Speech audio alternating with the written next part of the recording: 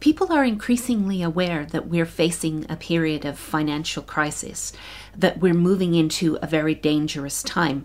Mostly they don't understand really the scope of what it is that we're facing, that we're living through what really is the largest financial bubble in human history, and also the first one that's truly global. So what we've lived through for the last 30 years is an enormous credit expansion. Credit creates virtual wealth through speculation. People bid up the price of assets, and you create excess claims to underlying real wealth. As wealth appears to increase, and then the bubble reaches a maximum extent and implodes. We've lived through periods of this before, not us personally, but in human history there have been bubbles for hundreds and hundreds of years. This is the largest one, but when they burst quickly, and they create a great deal of upheaval. So now we're moving into the phase where the bubble is bursting, where we're going to see excess claims to underlying real wealth removed. The virtual wealth that was created by speculation will disappear. And so there will be a lot less of a money supply in the world, because when credit is gone, you're only left with money, and there's not very much actual money in comparison to the amount of outstanding credit. The other side of a credit expansion is the creation of debt. So countries around the world have dug themselves into very large debt holes. Now there is a problem with paying that debt back, as we're seeing in places like Greece and Portugal and Ireland and Iceland at the moment. But this is spreading to other countries as well. So what we're starting to move into is a period of deflation and depression. It will be similar to the depression of the 1930s, but worse because the bubble that preceded it was worse. So what we need to do is to understand how to navigate what will really be an economic seizure when there's not enough money in the system to allow us to run the economy that we have built in the era when we had a lot more money moving around because of the amount of credit we had access to. So an economic seizure means there's not enough money in the system to connect buyers and sellers, or producers and consumers. And that means it's very difficult to get hold of what you need.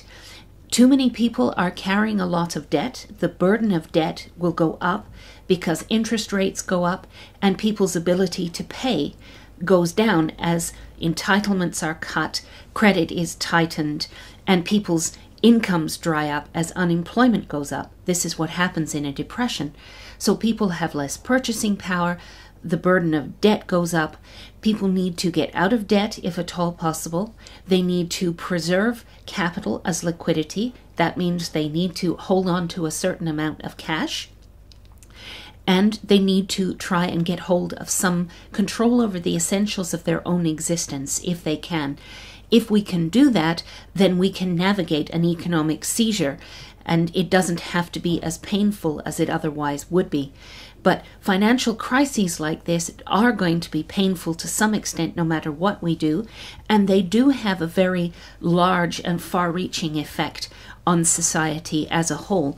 Every time a bubble bursts, it does create significant pain and conditions of difficulty for a number of years.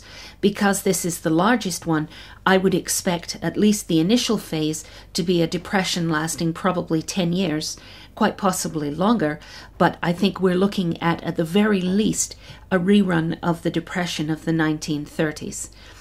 And this is something that we can make a big difference to our ability to get through it if we understand it in advance.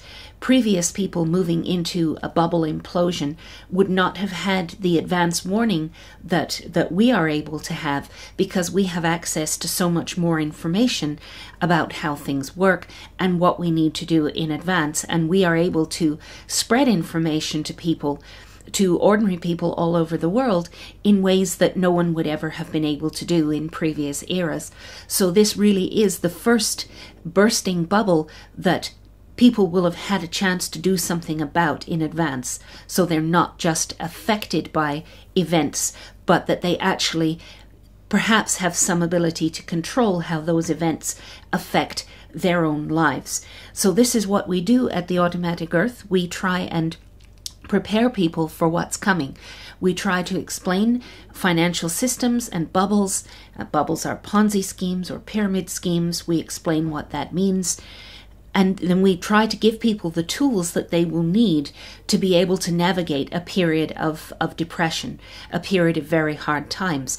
And we try and provide explanations as to what happens with trade and real estate and all kinds of asset classes and how you might tackle things like this by working together with your community and building local awareness of what you have and don't have in your own area. There's so much that can be done if people prepare in advance. So we exist in order to try and give people the tools to do that.